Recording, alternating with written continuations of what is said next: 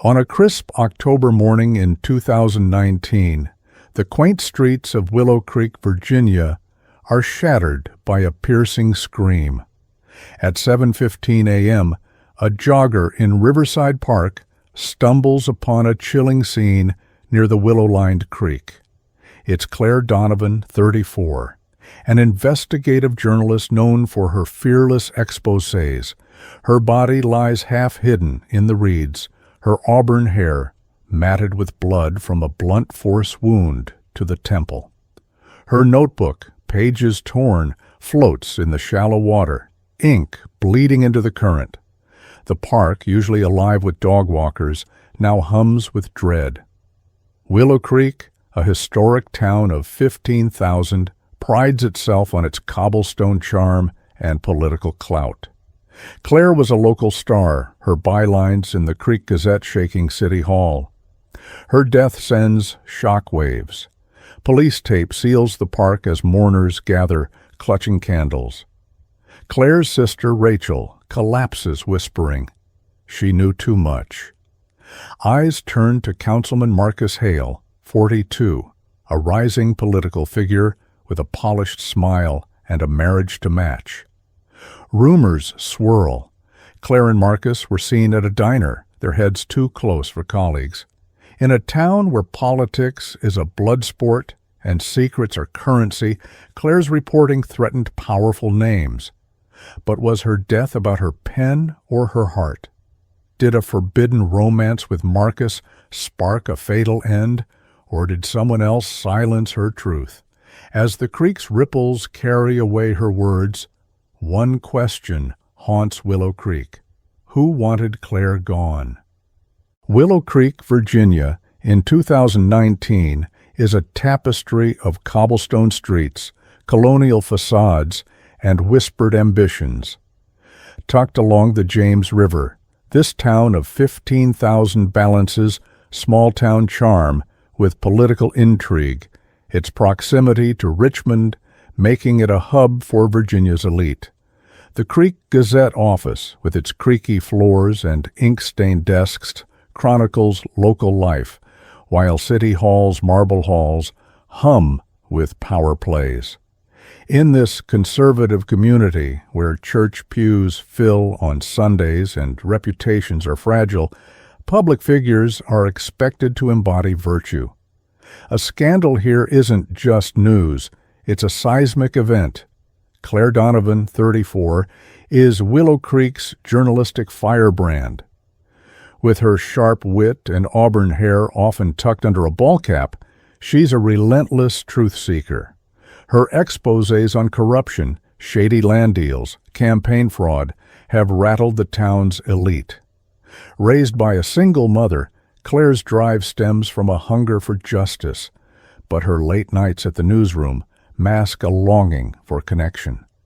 Her sister, Rachel, a florist, worries Claire's fearlessness courts danger. Councilman Marcus Hale, 42, is Willow Creek's golden boy. Charismatic, with neatly combed dark hair and a tailored suit, he's a family man, married to Laura, a pediatrician, with 2 teenage sons. Elected on promises of progress, Marcus navigates council votes with charm, but his ambition for a state Senate run strains his polished facade. The pressure to appear flawless in a town that idolizes its leaders weighs heavy, leaving him restless for an escape. Rachel Donovan, 30, is Claire's anchor, her gentle pragmatism a counterpoint to her sister's zeal. She tends her flower shop crafting bouquets for town weddings, but fears Claire's latest investigation, targeting City Hall, has gone too far. Willow Creek's culture, rooted in tradition and scrutiny, amplifies the stakes of Claire's work and Marcus's image. A journalist and a politician drawn together risk more than gossip in this crucible of power. What happens when a truth-teller and a power-seeker cross a forbidden line? Could their connection unravel Willow Creek's delicate balance? The seeds of tragedy are sown, waiting for a spark to ignite. March 2019, in Willow Creek, Virginia, blooms with dogwoods and whispered rumors. The Creek Gazette newsroom, its walls lined with framed front pages, buzzes with deadlines. Claire Donovan, 34, hunches over her laptop, her auburn hair spilling from a loose bun as she digs into City Hall's latest budget discrepancies. Across town, in the marble corridors of City Hall, Councilman Marcus Hale, 42, fields questions about urban development, his tailored suit crisp, but his smile strained. A chance encounter at a town hall meeting sets their worlds on a collision course. It begins with a shared glance. Claire, covering the event, challenges Marcus on a proposed land deal, her questions sharp but fair. He parries with charm, his hazel eyes lingering on her. Later, at a diner after hours, they cross paths again. Marcus, nursing a coffee, invites Claire to sit. "You don't let up, do you?" he says, half admiring. Claire laughs, her guard lowering. Their talk drifts from politics to personal, her late mother, his pressure to run for state senate. Marcus, trapped by Willow Creek's expectations of perfection, finds Claire's candor refreshing. Claire, isolated by her work, craves his warmth. By April, their connection deepens. Claire visits City Hall for interviews, but their meetings stretch beyond policy. Marcus slips her his private number for tips. A late-night call about a source turns personal, their voices soft over the line. They meet discreetly at a park bench by the James River, a motel outside town, each encounter electric with risk. In Willow Creek's conservative ethos, where politicians are moral beacons and journalists impartial watchdogs, their romance is a double betrayal. A councilman's affair threatens his career. A reporter's bias undermines her credibility. Yet they can't stop. Claire's motives are tangled. Her loneliness seeks Marcus's affection, but her journalist's instinct probes his world for secrets. Marcus, suffocating under Laura's expectations and campaign stress, sees Claire as an escape, her defiance a spark to his ambition. They share stolen moments, a hand brushing hers in a parked car, a note tucked in her notebook. But danger looms. Rachel notices Claire's late nights, her distracted smiles. A City Hall aide spots Marcus at the diner, too cozy with the reporter.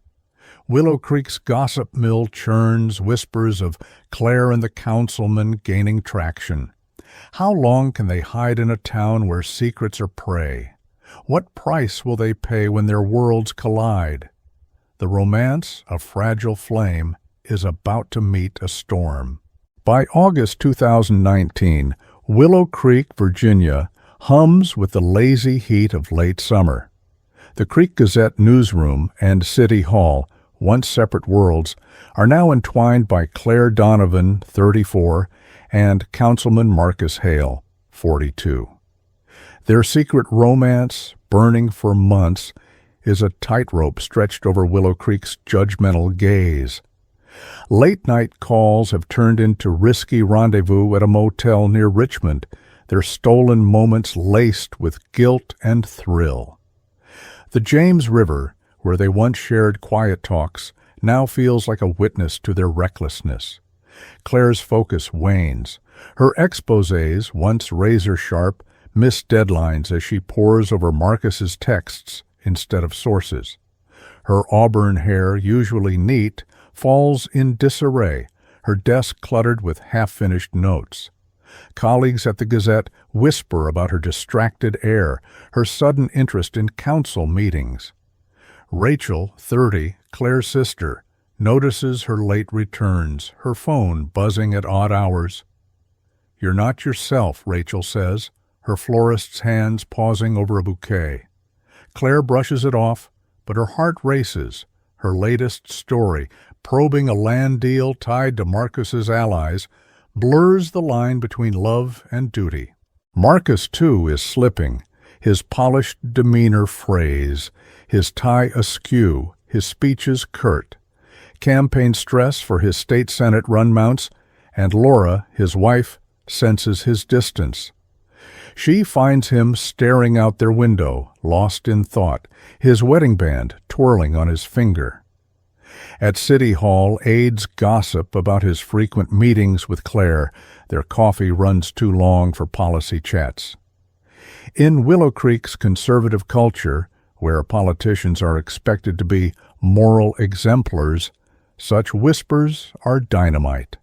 An aide loyal to Laura jots down Marcus's odd hours, suspicion brewing. The discovery strikes on September 28, 2019. Laura, tidying Marcus's home office, finds a motel keycard in his briefcase, its logo from a place outside town. Her breath catches. She checks his laptop, her hands shaking, and finds an email draft to Claire, unsent. "We need to stop, but I can't let you go." Laura's world splinters. She confronts Marcus that night, her voice low but venomous. "Is it her? The reporter?" Marcus stammers, claiming work stress, but his eyes betray him.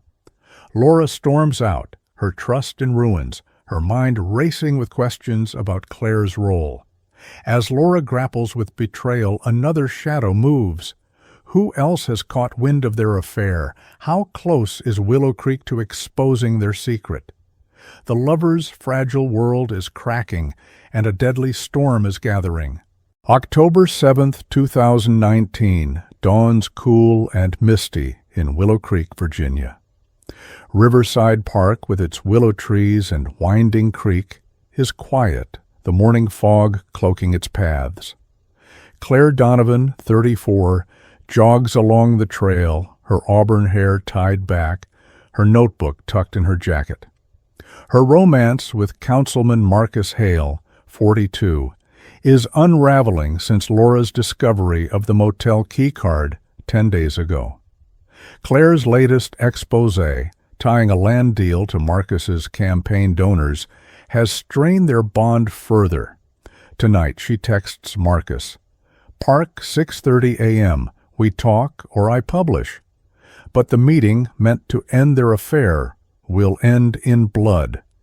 The confrontation unfolds near the creek's edge, reeds swaying in the breeze. Claire in running gear faces Marcus, who arrives in a dark hoodie, his face drawn. "We're done, Marcus," she says, her voice firm but trembling. "I can't keep lying, and your deal stinks." Marcus, his Senate dreams at risk, pleads, "Don't run the story, Claire. It'll ruin us both." The air crackles with desperation. Claire shakes her head, clutching her notebook, its pages filled with damning notes. Marcus steps closer, his voice low. "You don't get it. I can't lose everything." Her defiance, her refusal to back down, ignites his panic. The moment shatters. Marcus, in a flash of rage, grabs a heavy rock from the creek bed. "I warned you," he hisses, swinging it toward Claire's temple. The blow lands with a sickening thud. Claire crumples, blood seeping into her hair, her notebook falling into the shallow water. Marcus freezes, the rock slipping from his hand, his breath ragged. He kneels, checking her pulse. Nothing. Panic overtakes him. He drags her body into the reeds, hoping the fog hides his sin, and flees, his hoodie stained with guilt. The park remains still until 7:15 a.m., when a jogger's scream pierces the mist. Police swarm Riverside Park, their boots trampling the dew-soaked grass. Claire's body, half hidden, is a stark contrast to the park's serenity. Her torn notebook floats nearby, its inked secrets smearing. Rachel, Claire's sister, arrives, her cries echoing as she sees the scene, clutching Claire's scarf. Willow Creek's residents gather, stunned.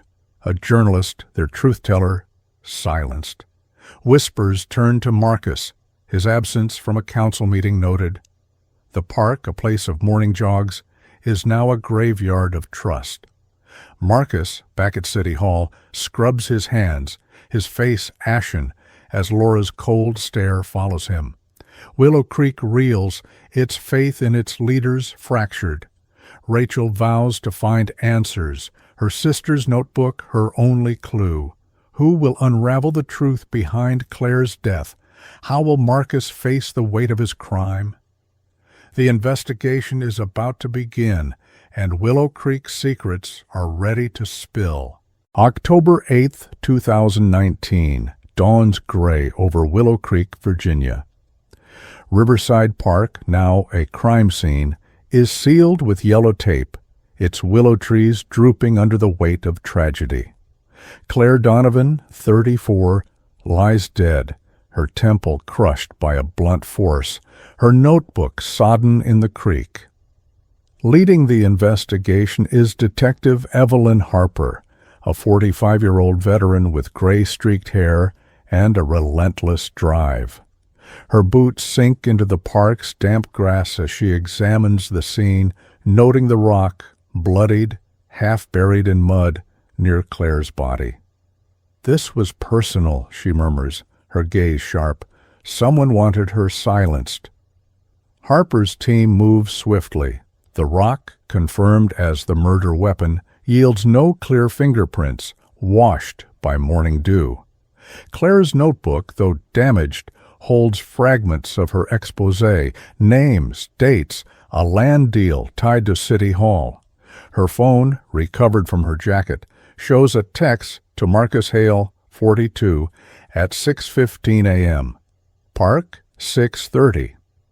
Marcus, a councilman with a pristine image, becomes a person of interest.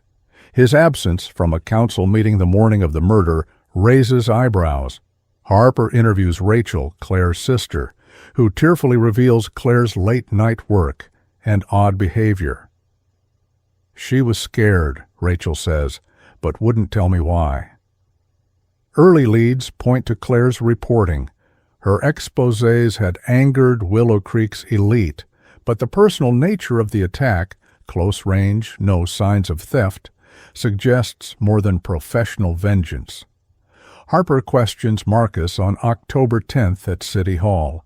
He's polished, his suit crisp, but his hands fidget. "Claire was a colleague," he claims, admitting to the park meeting, but saying he left early. His alibi, home by 7 a.m., is shaky. Laura, his wife, hesitates, noting he was out late the night before.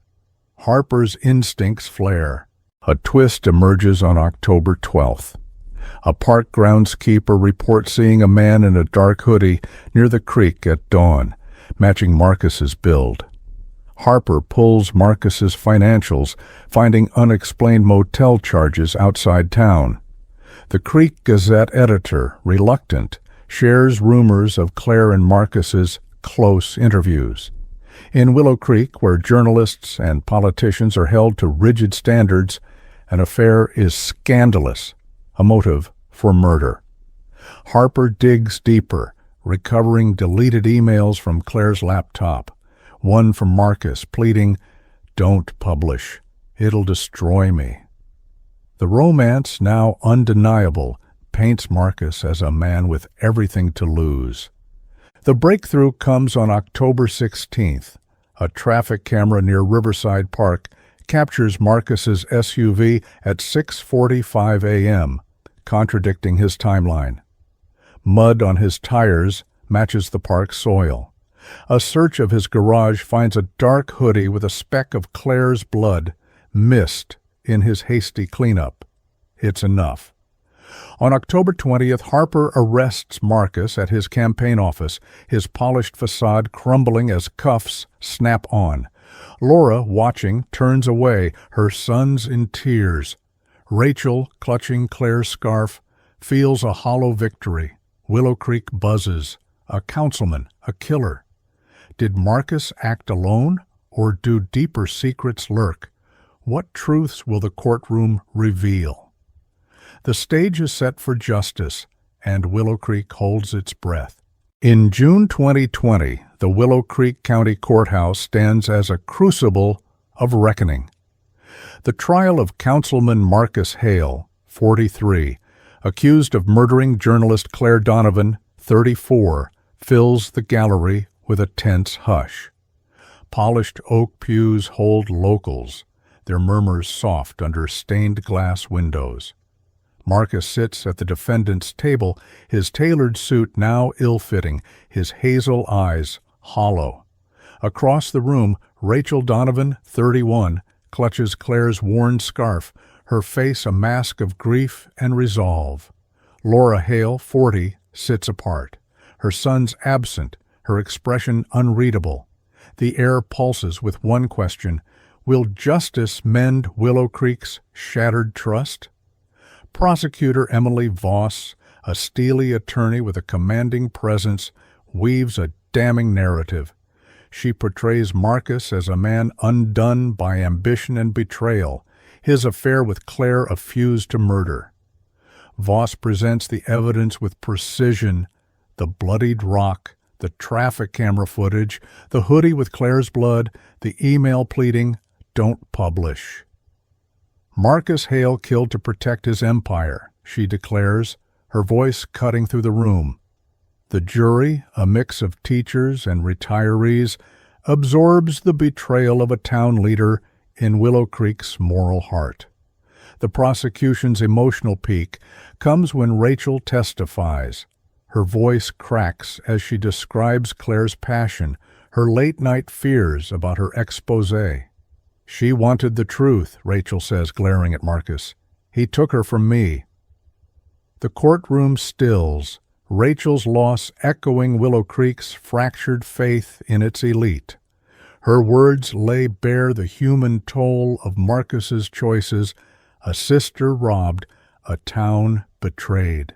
Defense attorney Richard Lang counters with a calculated strategy. He paints Claire as a reckless journalist, her investigation threatening Marcus's livelihood. "My client acted in a moment of panic," Lang argues, suggesting the rock was a spontaneous weapon, not premeditated. He questions the hoodie's evidence chain and calls a witness, a campaign aide, who claims Claire was obsessed with Marcus, blurring professional lines. The jury wavers, but the email and camera footage anchor Voss's case. Lang's defense, though slick, can't erase Marcus's lies. On a humid July afternoon, the verdict lands: guilty of first-degree murder. Marcus's head bows, his hands trembling, as the judge sentences him to life without parole. A collective breath escapes the gallery. Rachel wipes tears, her relief tinged with sorrow. Laura leaves silently, her marriage in ashes. Willow Creek, its hero fallen, grapples with a new reality. Power corrupts, even in its charming streets. Did the gavel deliver closure, or merely expose Willow Creek's deeper wounds? As the courtroom clears, the true cost of this tragedy begins to shape those left behind. By late 2020, Willow Creek, Virginia, bears the scars of a tragedy that reshaped its soul. Riverside Park, where Claire Donovan's body was found, is quiet again, its creek rippling under willow branches. But the memory of her blood in the reeds lingers, a wound in the town's heart. The Creek Gazette struggles, its newsroom dim without Claire's fire. City Hall, once a beacon of ambition, operates under a cloud, its council wary of scrutiny. In a town that cherished its charm and clout, trust is now a fragile currency. Rachel Donovan, 31, carries Claire's legacy with quiet strength. She runs her flower shop arranging lilies for memorials, but Claire's scarf hangs in her apartment, a reminder of loss. Rachel channels her grief into advocacy, founding a scholarship for young journalists in Claire's name. "She died for the truth," Rachel says at a town vigil, her voice steady. Her work honors her sister, but the emptiness remains, a void no justice can fill. Laura Hale, 41, leaves Willow Creek with her sons, seeking solace in Richmond. The colonial home she shared with Marcus, once alive with family dinners, is sold, its memories too heavy. Laura rebuilds as a single mother, her pediatric practice a refuge, but Marcus's betrayal haunts her.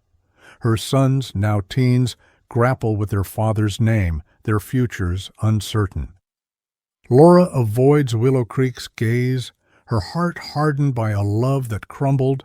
Marcus Hale, 43, serves life in a Virginia prison, his political dreams dust. In his cell, he replays Claire's fall, haunted by the rock and his own ambition.